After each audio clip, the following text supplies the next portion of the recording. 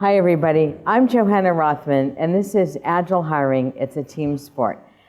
I will warn you, I expect you to do a little bit of work in this session and maybe yell out the answers to me, right? So, and I'm a pretty informal person, even though I dressed up for the occasion with a jacket.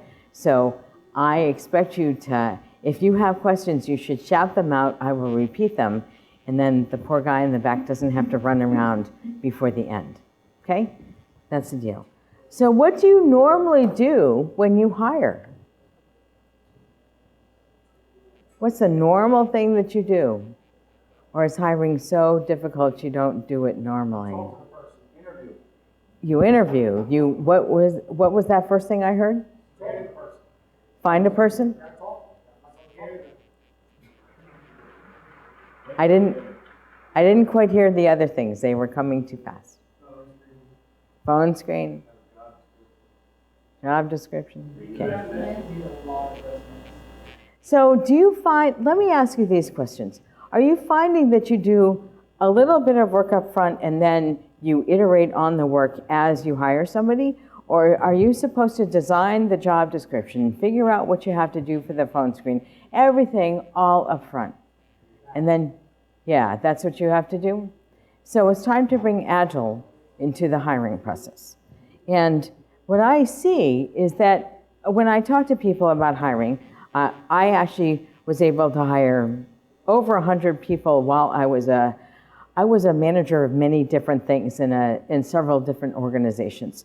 So I've had a lot of experience hiring, and I've been coaching and consulting to companies for the last 20x years, also about their hiring process.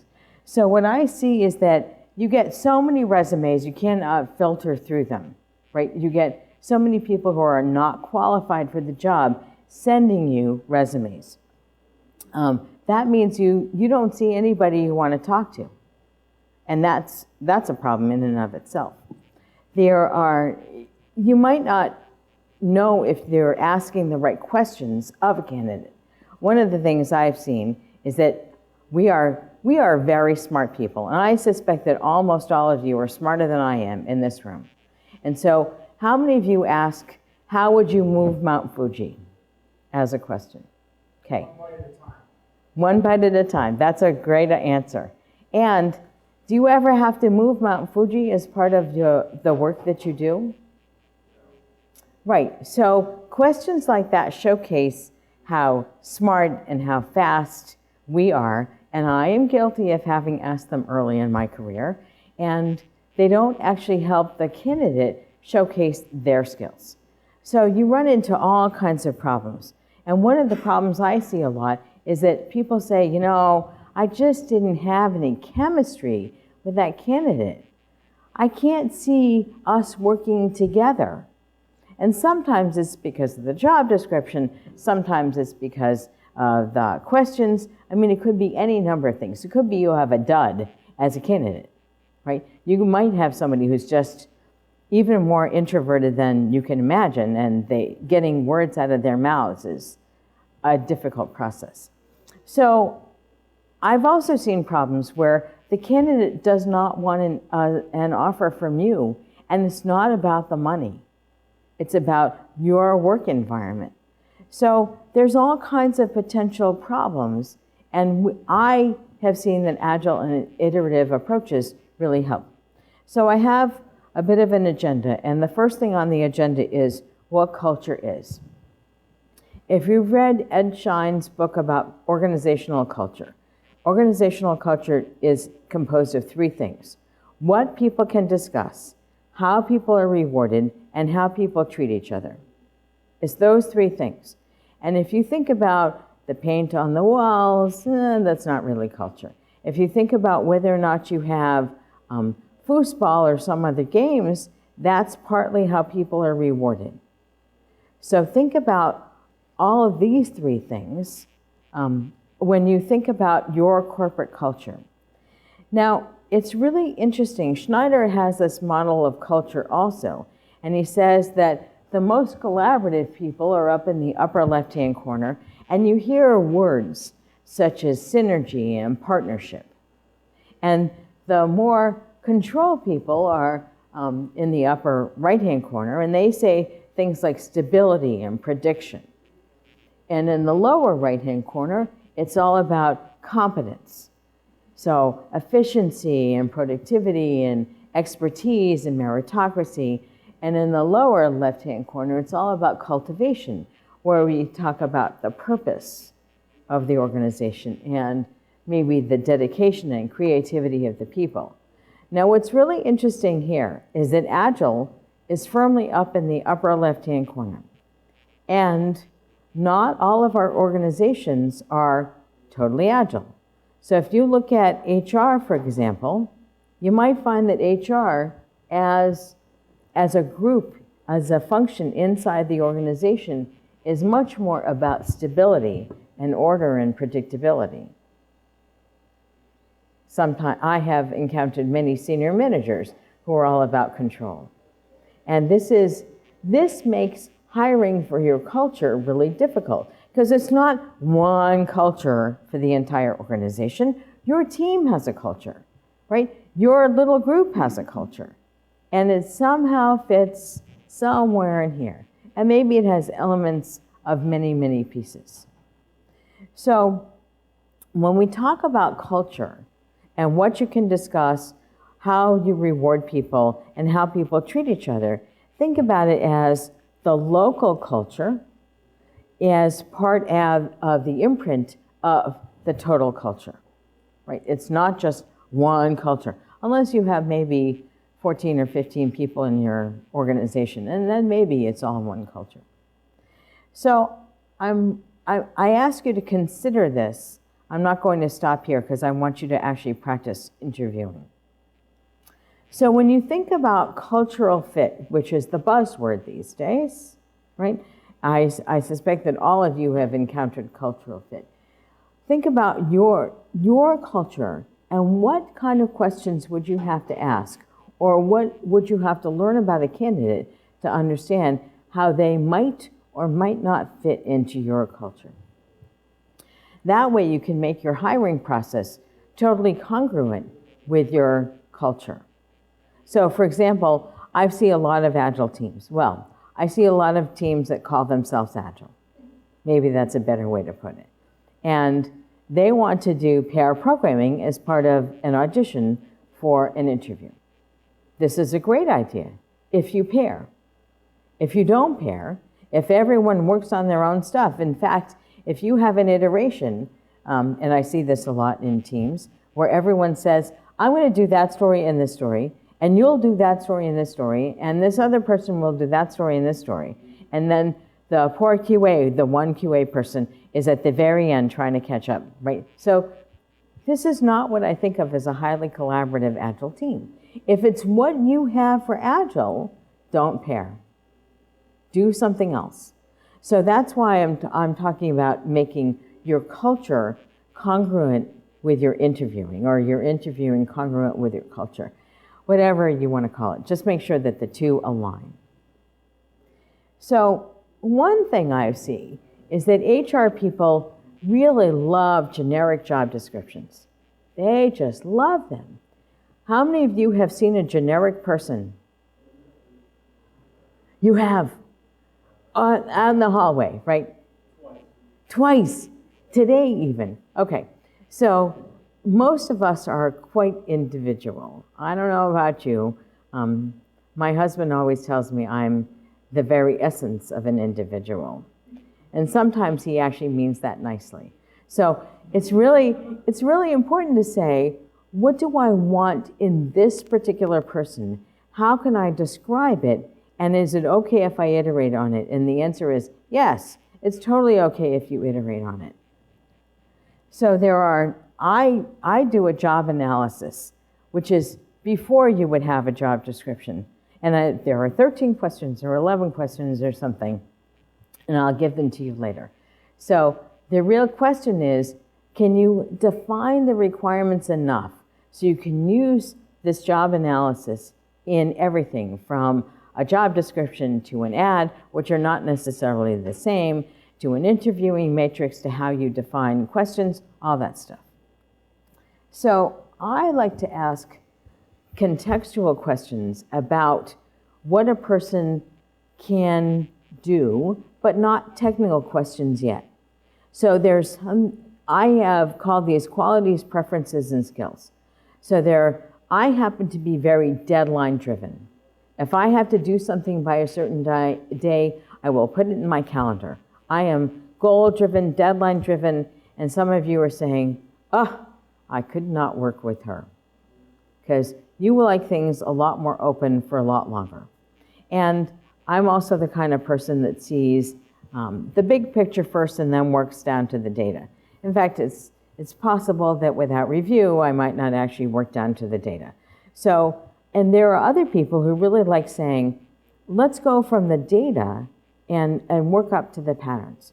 This is a lot like in the keynote this morning, where he said, if you provide the theory first, that's one kind of way of looking at AI. And if you provide the data, that's another way of looking at AI.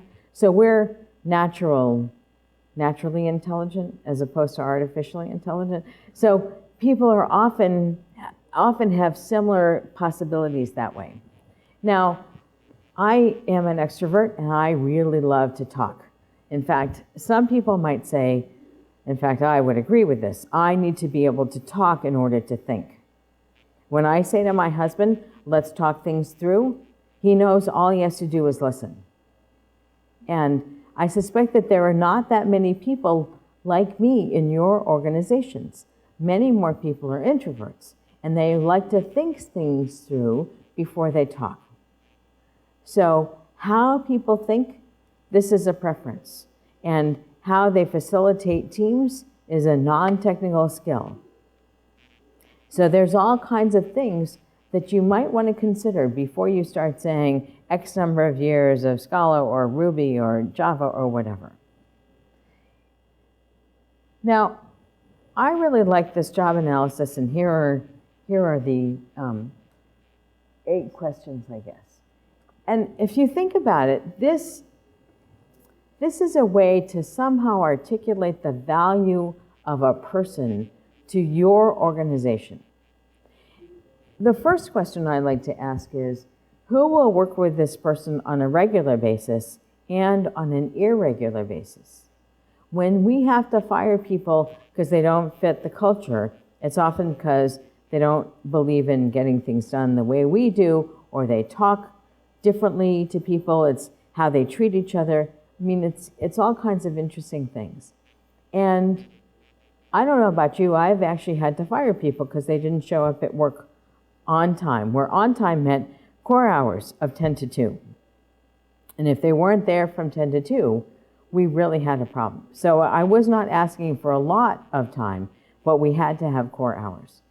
So the one time I interviewed somebody, he was a young, I guess he might even have still been in school. And I said, we have core hours here. Is it possible for you to make these core hours on the days that you're supposed to come to work? He said, yes, absolutely. I will get out of bed and come to work. And I thought, oh, I don't know. I don't have a good feeling about this, getting out of bed and coming to work for 10. So, okay. So I hired him. And for the first 2 weeks, he actually came to work on time. And then he stopped coming to work on time. And he would roll in at 4 in the afternoon and 5 in the afternoon. And the problem with 4 and 5 in the afternoon is everybody else was getting ready to go home. So that, if you think about, could he do the work? Well, maybe, but he was so young and inexperienced, we didn't really trust him with all that much stuff, and we needed to work with him. So who will work with this person on a regular and an irregular basis is a really good question to ask yourself, because then if they ask for working outside of core hours or working from home or whatever it is, you can understand, is this going to work for this particular position? The level or responsibility you want the person to take is all about how much work they can do without any supervision, with quotes around supervision. So I don't really think of us as managing or supervising other people. I do think of checking in with other people to make sure that I'm on the right track. And the question for me is everybody going to check in with everybody else? Or are some people going to check in more often than others?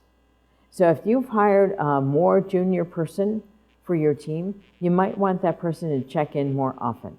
And if you have a more senior person on the team, you might want that person to do more coaching and mentoring more often, right? So it's all about, there's no one right way here, but to think about it. If you go down to number 5, about the deliverables. So do you expect somebody to deliver working code that's unit tested, working code that's unit tested and system tested? Do you expect designs or architecture of some sort? What kinds of deliverables do you expect from people? And when you think about those kinds of deliverables, now you can start thinking about the entire analysis. I really like number 8, which is, how do you describe your group or your team? And if you think about it, that might be a really good way to describe your culture, right? We're an open group. We discuss a lot. Or we're open and we discuss mostly in email, right? Or mostly on a Slack channel or something like that. So there are these questions that I happen to use for a job analysis. Then there's what is essential and what is desirable. Because not everything you're going to put into a job analysis is essential. So how many of you, with a show of hands, think that the current language in your group is an essential skill? So some of you. And for how many of you think it's a desirable skill? More of you. So if you think it's desirable, you're willing to pay for a little training to get this person up to speed, or to do a buddy system or something like that, so you can bring somebody up to speed. And if you're not willing to pay for training, it's an essential skill. And there is no right or wrong, right? It's what you have to work with in your organization. And that's one of the reasons why a generic job description doesn't work, because it might work for this group over here, and it's not going to work for that group over there. So I really like to think about how can I filter on essential and desirable skills, right? What is really essential? What is really desirable? And maybe this goal orientation I have, right, for me, is not the thing that you need to have, because you have the entire group working together for a goal. So let's talk about recruiters and how to help you find candidates. I will say that the best way to find people is through personal networking. And the best way, if you're looking for a job, is to find it through personal networking. But you might have internal recruiters, you might have external recruiters. And this is where I like to sit down with the recruiter and say, this is why these skills are essential and these are desirable. And here is how I want you to cast a wide net. Now, how many of you have what I might call, or what you might call, diverse teams? People of a variety of backgrounds, women and men. Okay. And the rest of you are having a little trouble with diversity? Yeah. So the wider the net you cast, the more diverse your teams will be. I'm from Boston, and you might have heard of MIT. I have worked in many places in Cambridge where we only hired MIT graduates. I never went to MIT. Don't ask me how I got in there. So I still don't know to this day. So when I said to them, there are other schools. There are other schools even in Boston, like 50 or 60 four-year universities with computer science and math degrees and physics and all kinds of, hardcore technical stuff. And one of the guys at one of the companies I worked at said, if they didn't get into MIT, they're probably not very smart. So I said, I always do stuff like this. I said, oh, so you think I'm pretty smart? He said, yeah, you're really smart for a project manager. Okay, at least he didn't say for a woman. And I said, well, I actually never went to MIT. I never took one, well, I did take 3 classes, but I'm not counting that. I never did take any classes there. And he said, how is this possible? So we do this to ourselves, right? We think that since we've hired 4 people from MIT, the next one has to be perfect, right, also. Or maybe here, it's the University of Pennsylvania, or any of the other, 30 or 40 schools in the 20-mile radius? Because Philadelphia is a lot like Boston in that sense. So think about where you find people. It's always good to keep going back to the same place, but it's also good to expand your wide net and find more people and say, how can we get more people who might have a different background but are still really capable of doing this job? How can we do that? So that's the wide net. And when I work with recruiters, I look at the resumes first and then say, this person is no, and here's why. This person is yes, and here's why. And this person is a maybe for the phone screen, and here's why. So I iterate with my recruiters. Now, I've actually started to use kanbans with recruiters so that they can see,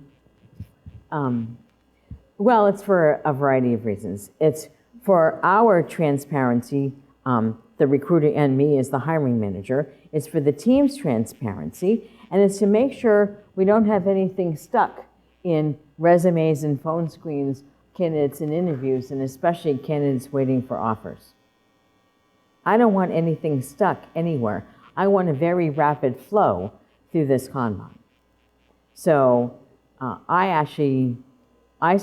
a big fan of stickies on the wall or cards on the wall. So I might just do this on the wall. If you have an ATS, an applicant tracking system, you might be able to do it there. But I really like saying, where are these people? So I can actually start phone screening them. So let me talk a little bit about reviewing resumes. How many of you really like to review resumes? Yeah. Oh, you do? I find it interesting because I get to see what different people have done. And when a recruiter sends me a stack of this many resumes, I'm not happy. Because I'm going to spend, as little time as possible reviewing resumes. So I have this. What did you say? Oh, yes, you liked reading resumes more before they got to be 12 pages long. So one of the things I keep telling people who are job searching is if you can't keep your experience to 2 pages and maybe a page of summary on the top, your resume is too long. You can do anything you want on LinkedIn, right? The page goes on forever. It's fine. And for people like me, it's awesome. But because I fill it up with my books and all kinds of stuff. But it's not useful for an applicant to send more than a 2, maybe 3-page total resume to a hiring manager. It's just not. You like 4 pages? Your limit is 4. I will cut the resume on 4 pages. The best resume is maybe tell me why they want to work there.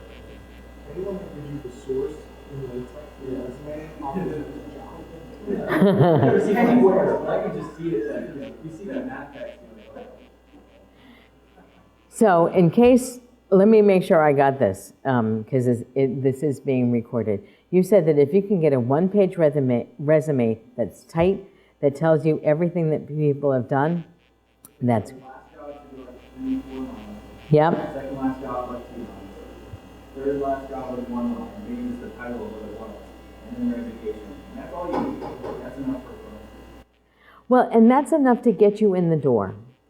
So with someone like me who has about 40 years of experience, I will say that my resume is 2 pages long. But all the stuff that I did as a developer, it just says various development positions at a variety of software companies in Boston. Because, even some of my old management and project management, it doesn't make sense to put any of it on there. No, half the people aren't alive anymore I worked with. So, I mean, this is the problem when you're old and distinguished, right? So, if I could, I would have to really give myself a challenge. Could I get to a one-page resume? Maybe I'll try and do that. But I agree with you about the most recent experience is the most valuable. So that's where you want to really focus. And for people who have been, now this is a problem for people who have been out of work for a while, right? Their most recent experience might be 2 or 3 years old. They might have done volunteering, they might do open source, they might have gone back to school. I mean, so your one-page guideline is a great guideline.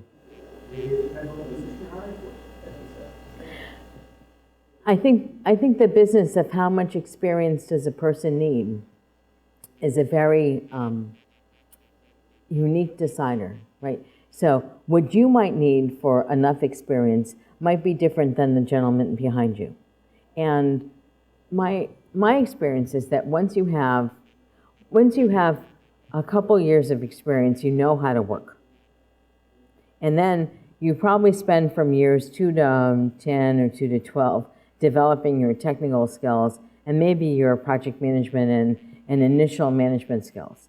And then once you've been working for 12 or more years, you have several ways to really push your career. Do you want more management? You do that. You want more detailed technical skills? You do that. And so if a person is not good at explaining where they have been on their resume, that would be one reason that a one-page resume is not so good for you. Yeah, that's a huge problem. We are not very good at articulating our value as people in this field. It's a problem. So I use this kind of a funnel, and I have a resume screen filter that's pretty big. Things can come through there. I will look at more resumes, and I will, because I'm a hiring manager, I will then phone screen more people. And then I'm very, very particular on how many people I bring in for the actual interview. So I really want to think about how am I using my filters to discriminate among candidates. Now, especially if you're thinking about Agile, you want to think about behaviors, not practices, right? So when Agile was new, one of the recruiters I work with a lot in the Boston area said, "So should I look for stand-ups on the resume?" I said, "No, that's not very helpful." He said, "Well, how do I know a person really has Agile experience?" I said, "Because they will talk about the behaviors of collaborating with their team members, about making sure that things were good enough to release, even if they weren't perfect. That there are behaviors that people exhibit, even if they are not all about specific practices." So this is one of the reasons a lot of HR people, unless they have been brought into the Agile culture of the teams, don't quite understand Agile. Some of them do, some of them don't. So it's really a big issue, because if you look for behaviors, you might not find it, and you might miss really terrific candidates. So let me talk about technical skills for just a couple minutes. I think of functional knowledge, right? How do you do development? How do you do testing? How do you do any of this stuff? This is stuff that you can start learning in school, and then you go on and learn a lot more of it in the workplace on specific domains. There's product domain expertise, where you have either what are the problems we have to solve, and how do we solve them? So I think of what are the problems as the problem space expertise, how you might define requirements, and the problem solution space, which is how you might implement the requirements. So I would expect developers and architects and designers to be very heavy in the problem solution space, and I might expect BAs and product managers and people like that to be a lot more heavy in the problem description space, right? What are the problems we have to solve? There's also technology and tools. And this is why I really dislike job descriptions that start off with X number of years of Java or whatever, because we are exceptionally good at learning tools and technology in this industry, right? So those of you who said that you did not use language as a discriminator for people, it was not an essential skill, how fast do you find that people pick up a new language? It does depend on the language. So my experience is that people have procedural and object-oriented language, at least one or two of them under their belt. Picking up another one is a few weeks. Will they be totally fluent? Probably not. Will they be good enough if there's review? Probably yes. And I see that the lady in the back is saying, yes, yes. So, and that's my experience. So your experience might be different, but that's one of the reasons I almost never, and I still have, but I almost never filter on tools and technology. And then there's industry expertise. How well does a person know our particular industry? So, and that's always a question. Do you need that kind of thing? So let me talk about the 6 Agile in quotes behaviors. So there are people who can collaborate with one another. There are people who can ask for help and offer help. There are people who are willing to take small steps and get feedback. These people who are willing to do something that is good enough for now. One of the big problems I had with one particular team that was attempting to transition to Agile is that they said, it's not done. And I would have to say, yes, there's a feature set of 6 stories. And we're only doing the top 3. It is not done. You are correct. We have to do only the top 3 and then go on to something else. And this one person was really quite stuck. So I took him out for a beer, which turned into several beers on his part and only half a beer on mine. And we talked about it and talked about it and talked about it. He said, I'm really going to try. And I said, let me know if you need help. And he really did need help because it made him crazy to not finish all of these stories. People who are adaptable. And adaptability comes in many, many varieties. So I'm not talking about just general adaptability, but the people who are saying, oh, I understand why we were going over there and now we're going over here. Okay, I can do that. And then people who are willing to work outside their expertise. So let me talk a little bit about how you might ask these questions. So there are several types of questions. The first type is a closed question, right? So where do you live? Philadelphia. How many years of X do you have? 3, right? That's a closed question. You answer it, it's a piece of data. Then there are open-ended questions. And the best kinds of open-ended questions are behavior description questions. Tell me about a time when. Give me an example of. And that gets the person, the candidate, to tell you the stories of their career. I'm not talking about made-up stories. I'm talking about real projects, their real experience. So this is probably what you're looking for on a resume, where you are saying a one-page resume might not do it for me. They might not have enough experience, because if they have half a year of experience, do they have any stories to tell? Whereas if they've been working for many, many years, putting all of that stuff on a resume is not really helpful either. So the behavior description questions are ideal for understanding how have people worked and how are they likely to work in the future. So I believe we even heard this morning that the best predictor of future behavior is recent past behavior, right? So that's what that is all about. Auditions are terrific if you can make them congruent with your particular team. So if you can have somebody in to say, let's work together, let's see how you do this. If you're interviewing a Scrum Master, how do you facilitate a stand-up or retrospective? All that kind of thing. And hypothetical questions are something I do not ask. They are, what would you do if?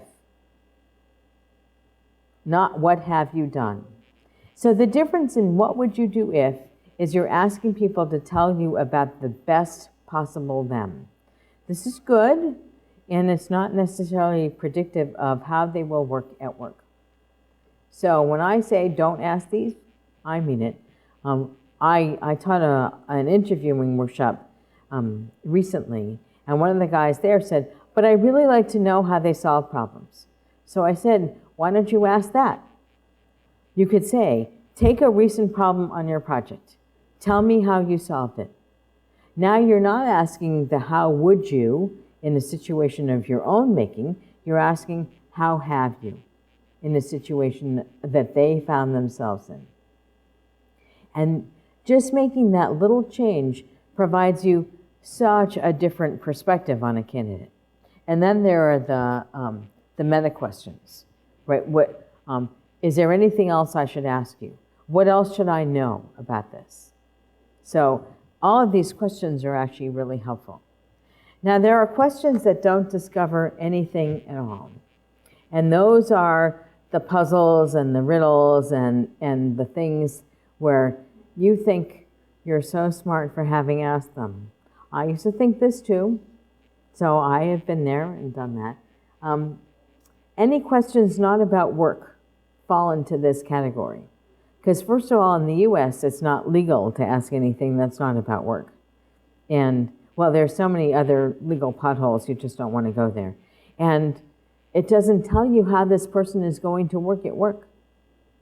So think about that. I don't like to ask the question, why do you want to work here? Because they might say, oh, it's all about the technology, or it's all about the people, or it's all about something. And you have no way of knowing if that's actually correct. So I don't use that particular question because I don't find it valuable. I also don't ask about strengths and weaknesses. One thing I have done in the past is to say to people, well, I have learned this the hard way. I asked one candidate, what kind of weaknesses do you have? Because I thought I was so smart. And she said to me, ask me about what I do when we are really pushing for a release. I said, so what do you do when you really push for a release? She said, well, I kind of get a little antsy because I really want to make sure we get everything in the release. So I'm going around with this is a project manager. I go around with my clipboard and I make sure that people have done absolutely everything. And at first I thought that was a really good idea. And then I realized she was micromanaging people, right? So you can make any strength sound like a weakness. You can make any weakness sound like a strength. So I don't find those questions particularly helpful. So there's a bunch of questions about adaptability and perseverance and success and all that stuff. So let me go through a couple of possible questions here so you can actually do a little work. So you might want to write some of these down. One thing I like to ask about adaptability is, tell me about a time you were surprised at work in your most recent project, something like that, right? Ground it with a little context. What happened?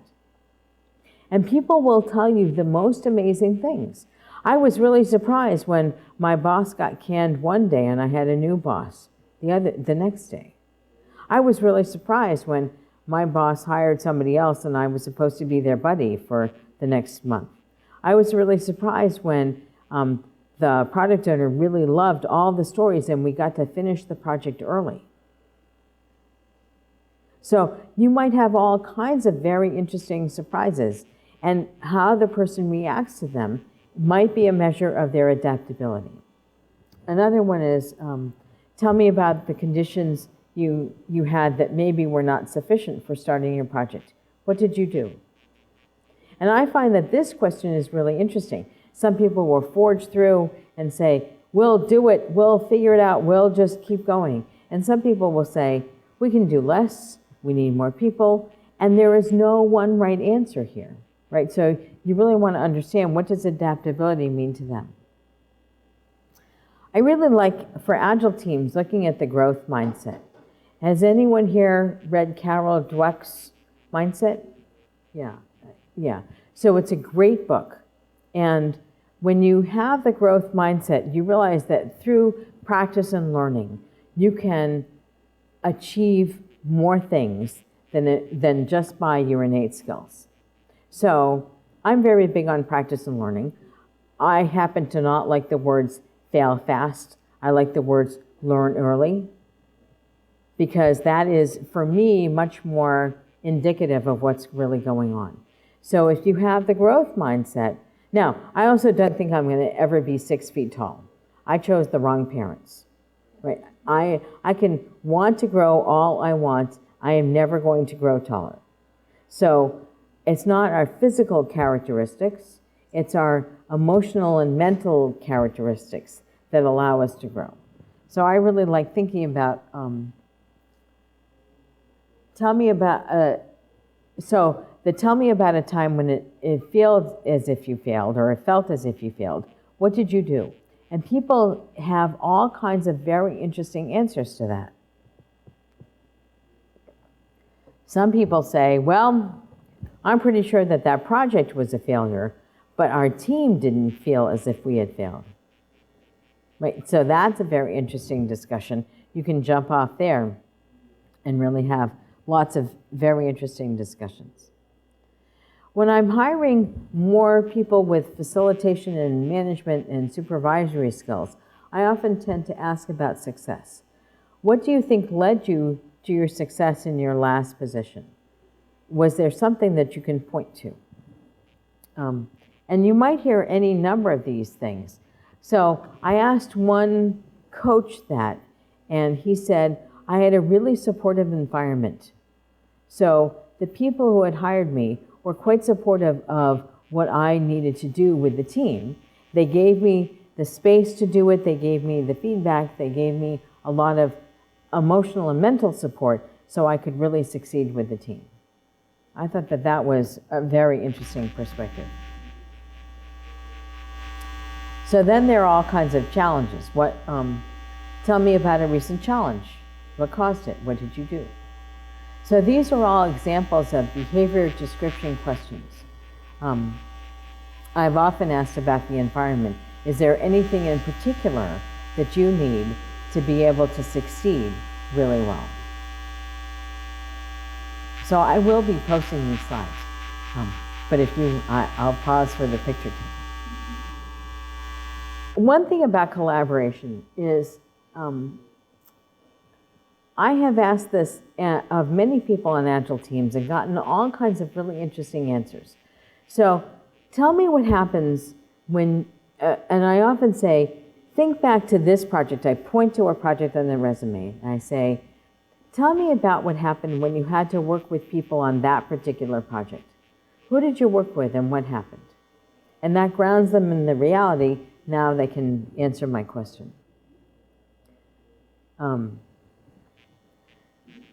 Sometimes when I see teams that have everybody take their own story, that's the anti-pattern where you get a bunch of stories in and everyone takes their own. So I often ask there, so tell me what happens. Is there a time when you felt you couldn't finish?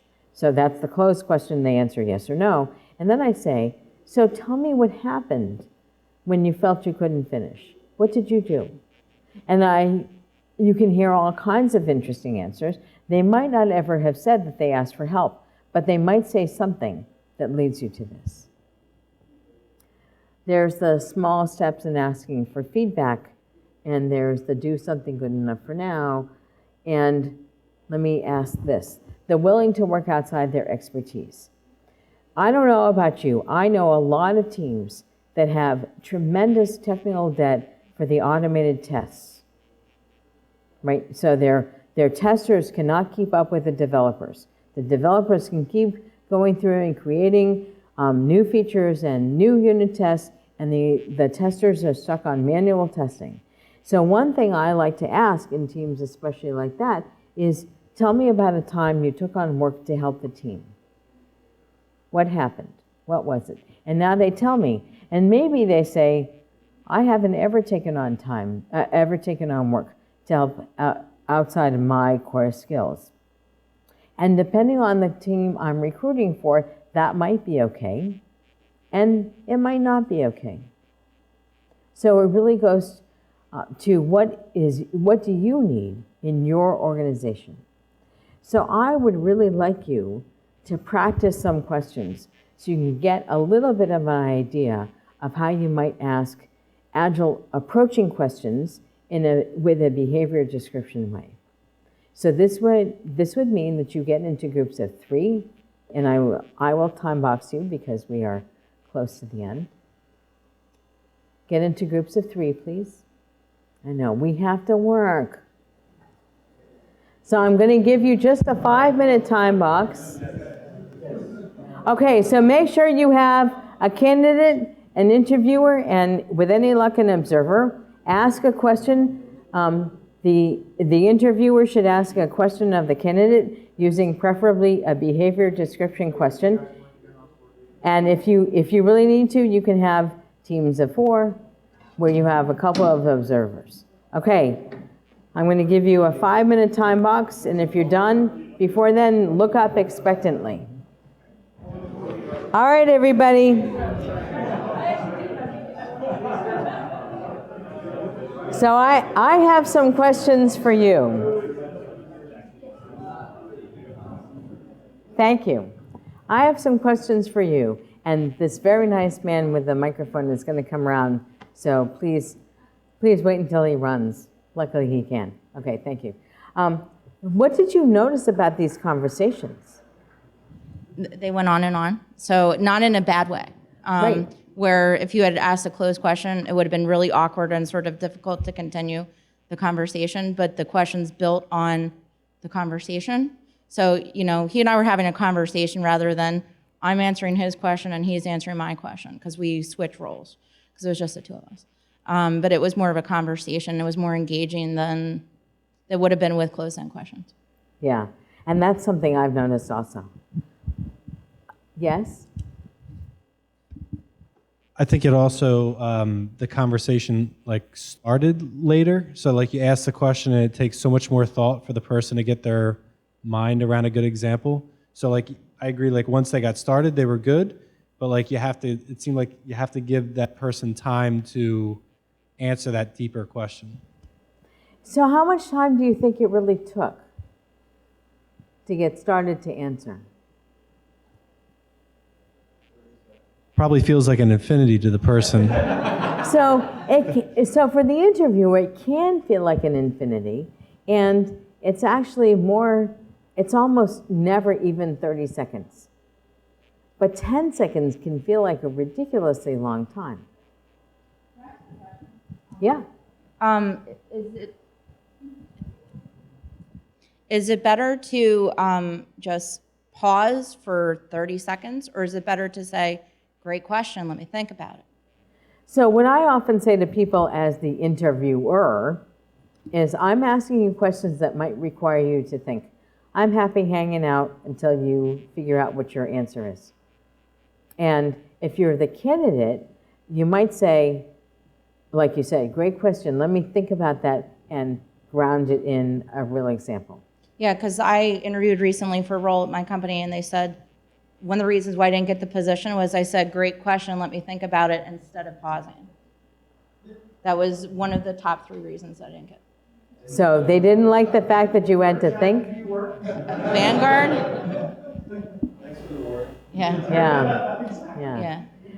There was a question on this side, a comment or something? Okay, so what kinds of things did anything surprise you when you started asking or answering or observing these questions? He told it as a story, and it was relatively emotional compared to the usual questions and answers. Can you tell me what the question was? Yeah, I asked, tell me about a time that you were surprised at work, and he talked about a project that was abruptly canned right as it was ready for release. Yeah, and I would be surprised if anybody was not emotional with this.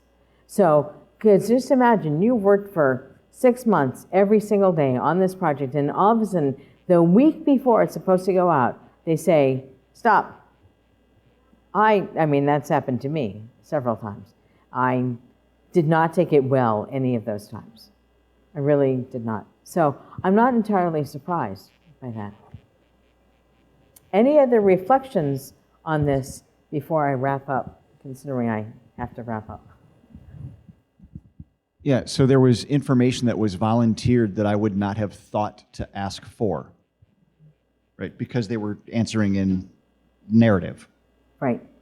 So you probably never even got to a meta question, but because it was a conversation, because it was grounded in reality, because it was grounded in experience, you actually learned more by actually asking that particular question than you would have if you'd maybe asked it a different way, something else. So, yeah, behavior description questions are totally powerful, and they free you from having to ask, can you do a Towers of Hanoi or move Mount Fuji or any of that crazy stuff. And they really get to the heart of who the person is. So if I were you, I would say, do I want someone who cared that much about the project that they were really disappointed when it got canned a week before it was released? And maybe there were reasons, but do I want, I almost always say yes, right, for that amount of drive and enthusiasm and interest in the product. So there are auditions that you might consider also. And I often, for developers, I like to say, write something a little bit that can extend this a little bit more, and I don't care if you write pseudocode or you have some kind of a development audition. One thing I have seen for people who manipulate a lot of data is a linked list or finding the characters on a string, something like that. If it's a tester, watching them test something. And I really like to interview as a team, not with one candidate with 5 people, but getting everybody involved. So I use an interview matrix, and that's a copy of it. We meet to evaluate the candidate at the very end when everybody has interviewed. I happen to not do more than 4 or 5 people in a given session of interviewing, or the audition is part of one of those people's responsibilities. I really like Roman consensus, which is yes, I like this candidate, I'm okay, and no, and here's why. So I really like that, so that we make decisions as a team, and depending on the kind of organization I'm in, I might have to make the final decision myself. I will tell you that every single time I've made the final decision myself and gone against the wishes of the team, I have regretted it. It only happened twice. Like it had to happen more than once. So I know some of us are slow learners. So I have a minute left. So if there are any more questions, yes, sir. So if you want to make interviewing like a team sport, and I do believe in involving everybody in interviewing candidates. Mm-hmm. Not everybody that I have that works with me has a lot of experience doing that. How would you go about, like what advice can you give me to make myself and my team better at interviewing as a team? So do that little question activity, but do it for longer with everybody on the team. So everyone has a chance to be a candidate, everyone has a chance to be an observer, everyone has a chance to be the interviewer. You practice, you make questions about referring back to the job analysis, and then you say, here's how we can learn from our interviewing. Which questions worked well? Which questions kind of fell on the floor and dud, right? How do we do that? So run a little interviewing workshop for yourselves as part of what you do. Okay. One more question, and then I think we have to leave because other people are coming in.